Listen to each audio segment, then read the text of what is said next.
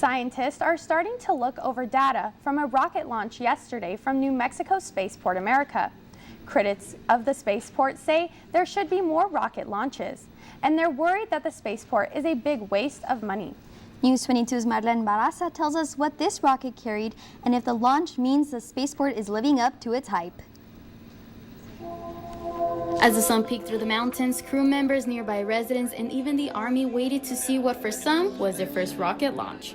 In the rocket was a NASA experiment that looked like a closed umbrella. It's a new lightweight heat shield that when it's opened, it will disperse heat away from a spacecraft so it won't burn up returning to Earth.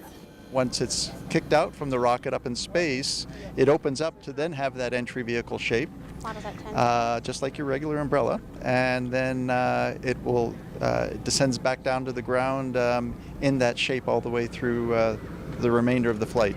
The rocket went up more than 60 miles. The payload landed at White Sands Missile Range. The Spaceport CEO says without the spaceport, this would never happen in New Mexico. In 2016, then New Mexico Governor Bill Richardson made a partnership with Virgin Galactic's Richard Branson to build a spaceport.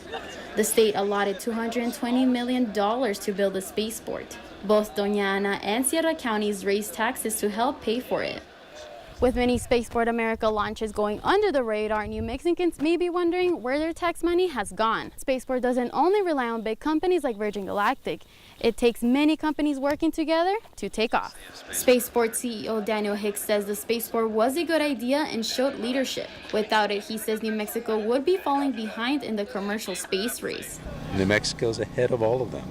We have wonderful infrastructure in place that can support these capabilities as they mature and come online. And that's where the industry is at right now.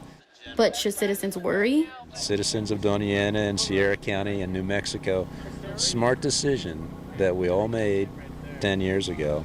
The spaceport is expected to deliver nearly $75 million for the state by 2029. In the meantime, testing will go on. So far, it seems like everything went well. We're going to be poring over the data in the next few days, and then we'll see if it performed as we expect. One NASA representative said this test could also be a milestone in developing technology to safely return astronauts from Mars. Marlenn Barraza, News 22.